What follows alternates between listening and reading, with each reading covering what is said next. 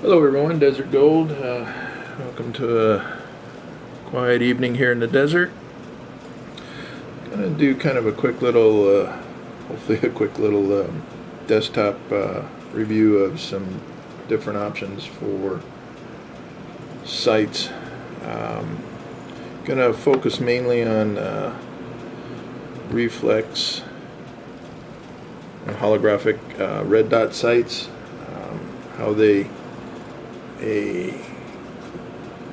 add advantages to the standard iron sights. This is my Glock 29 with these aren't, I guess you could call them iron sights. It's obviously my Mepro lights are on here. Starting with the iron sight, you have a fixed sight, with the exception of adjustable rear sights for windage and elevation. But for the most part, iron sights, you have to align your aiming eye perfectly with the sight axis. The rear iron sight and the front iron sight and target must all align exactly. Your aiming eye is focused on the front sight, not on the target, and the other eye is typically closed. I know a lot of people, myself included, have trouble with keeping both eyes open during sighting, and this is even more pronounced with fixed iron sights.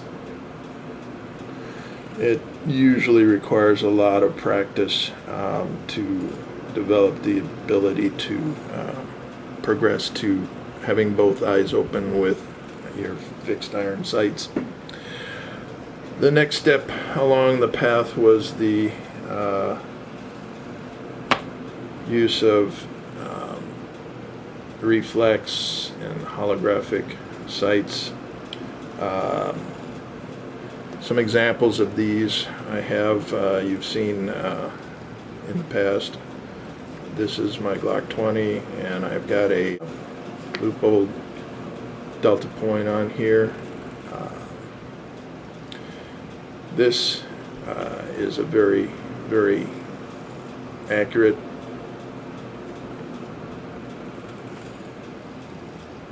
red dot sight. It's a reflex. It's considered a reflex sight. We'll get into that in just a second. The advantage to this is you are looking through the sight from a position that would be useless in iron sights for most practical purposes. The shooter no longer needs to focus with one eye on a front sight while the target appears out of focus.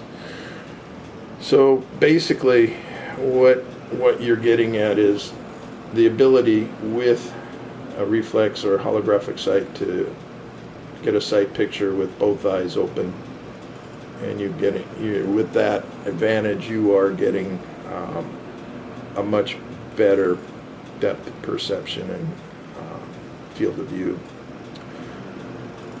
This delta point is very easily acquired rapidly. I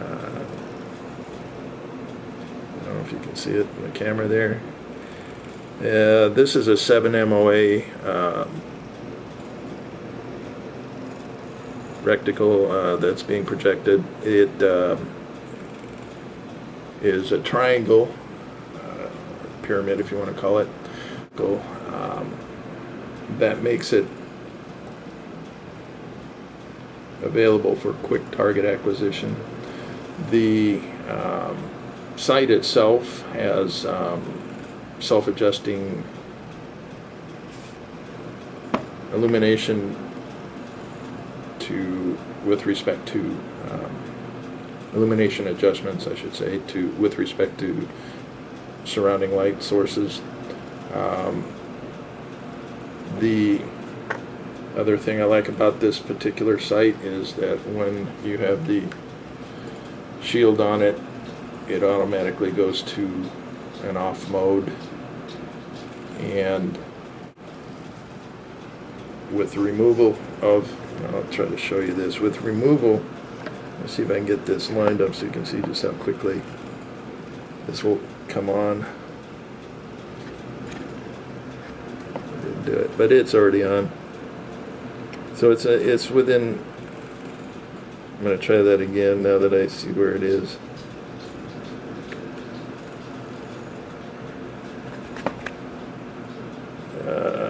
It's instant on almost.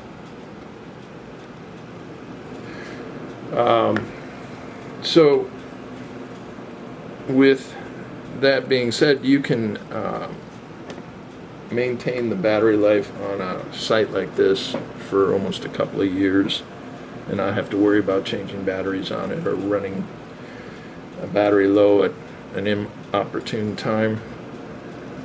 Now the other thing I like about it is, let's say you don't have your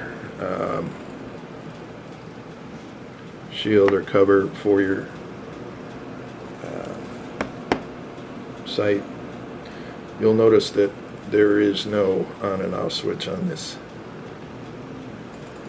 So you might ask, well, if you don't have the cover for it, that light is going to stay on indefinitely and eventually burn out your battery.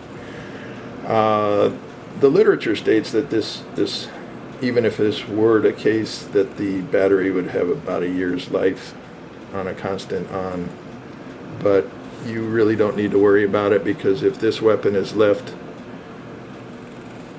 without being moved for 3 minutes, the sensor will automatically shut the sight down, which is really nice because you can leave the weapon in a ready position, say on a nightstand or something like this, and instantly pick it up and it is already on.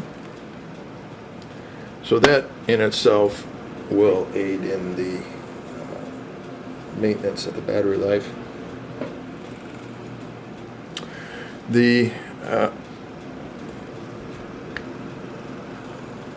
field of these reflex sights is almost as wide as the number of weapons that you can put on them. One of my first acquisitions was this Burris. Before I go any further, all of these weapons have been safety checked. The first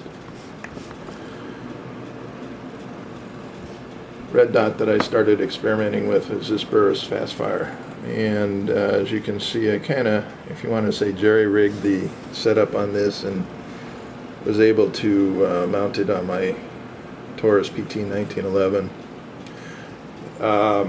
This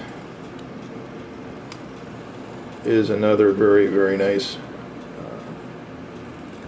red dot. The price range or cost point for Burris is below, say, your Leupold, but let's say above your lower end red dots or reflex sights. That being said, it is a very good red dot. This does have an on and off switch, and it does have the illumination sensors so that it will adjust to surrounding light conditions, as does the Leupold. The one thing that I found that I wasn't quite sure I was content with is that this red dot is a 1 MOA, or a very, very small dot. And I'm going to try and get this on the camera so you can see the difference on what I'm trying to talk. I think you can see it there. It is a very, very small dot.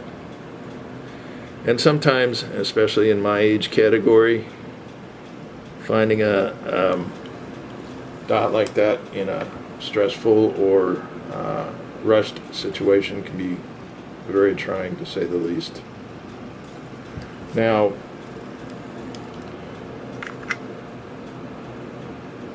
there are other options with respect to price point and also durability and brightness on the light. This one is a Sightmark red dot that I have on my PLR 16. Again, weapon is empty and clear.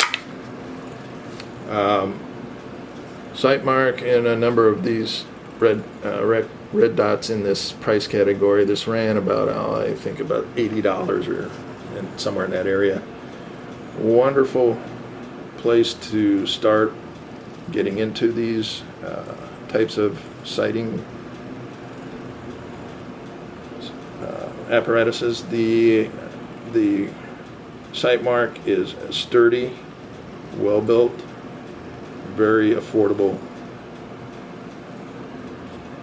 reflex sight. The sight has an on and off switch on it.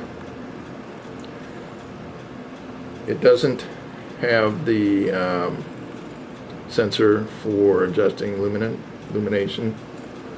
This one does have a switch on it that will adjust from medium and high intensity. So you can, let's see if I can get this one on there. It's hard to do this backwards, I'm sorry.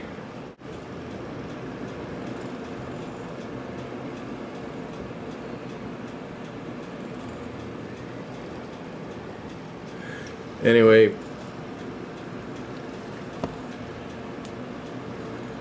although this doesn't have a lot of the features that the upper end red dot sights do have, what you do get is a good, as I said, entry level sight, quick acquisition, very sturdy. I've had this on this PLR for almost 2 years, and I'm sure most of you have seen PLR 16 videos on YouTube and know that the weapon is capable of substantial recoil in some cases, and I have never had to readjust the light or sighting on that red dot ever.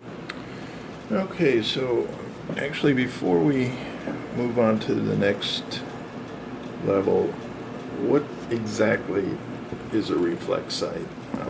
Well, basically a reflex sight is what you see on most of your red dots, and what I mean by that is a red dot is or a reflex sight refers to the fact that the aiming reticle is projected forward from a point behind the objective lens. So the laser is actually behind the lens, and if you look closely, I think you can see, I'm going to try and, right there, you'll see the laser shining up onto the front lens. So it's projected forward from a point behind, and the objective lens has, in essence, a partial mirror or coating on the front of it, acting as a partial mirror, which means that it will not allow as much light to pass through it as it would a regular lens.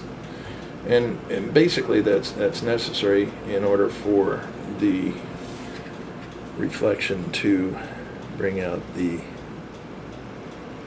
reticle or red dot, as the case may be.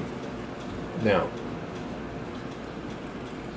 what upper end red dot sights will do would be to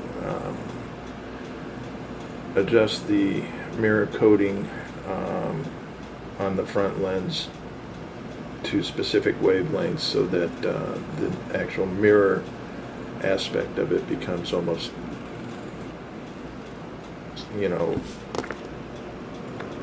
unable to see, or undetectable, if you want to say.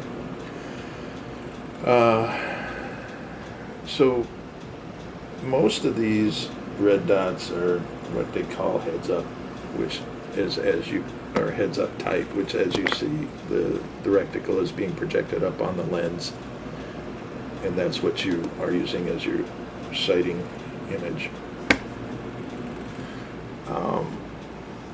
Some of the major players in the red dots are obviously Aimpoint, Trijicon,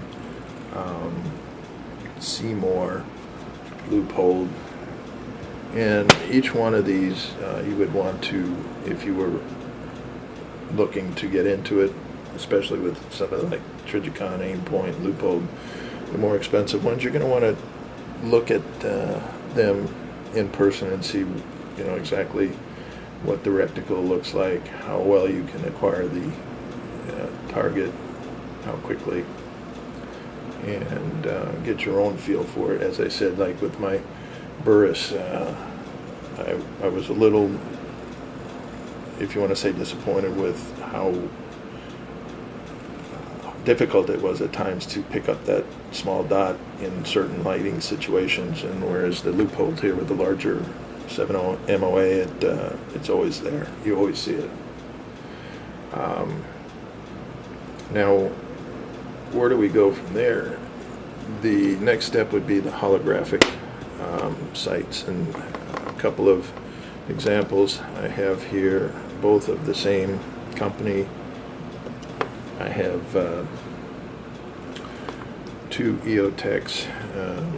I have a EXP3S and a EXP2.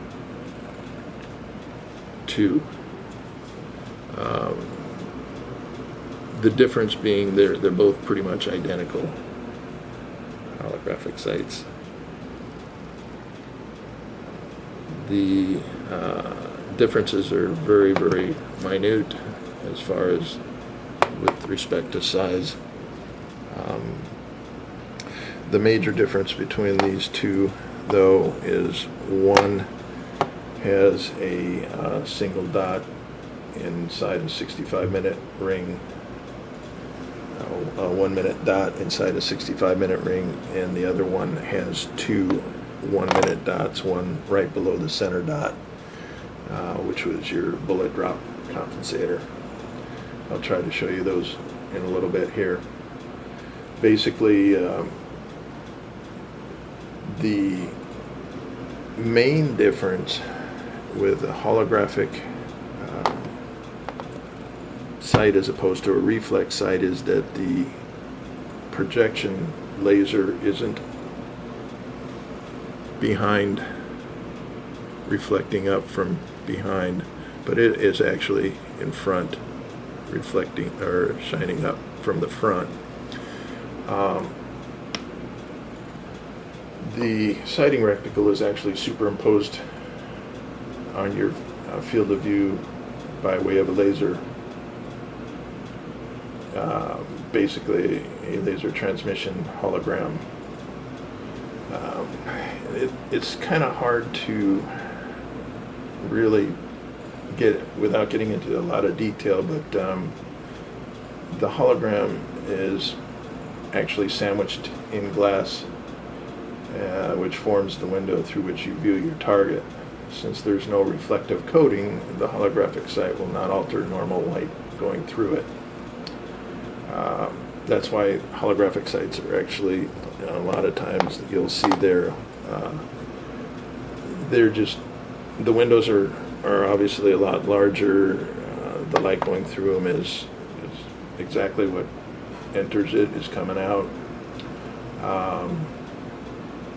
The laser beam is spread out by a lens and shown backward through to the shooter from a position in front of the hologram window, creating an image, according to some literature, that appears at a virtual 50 yards in front of you.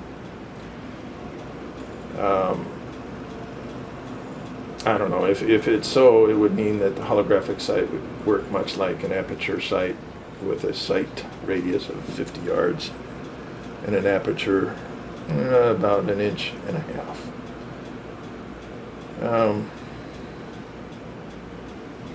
Again, this is a heads-up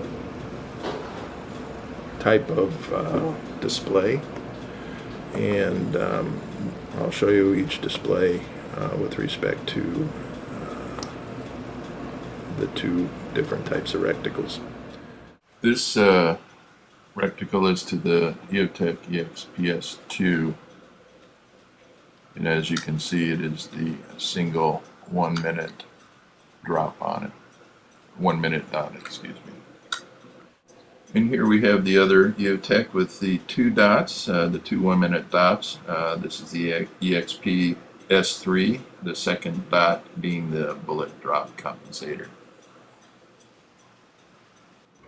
The advantage to these types of sights, both reflex and holographic, is that again,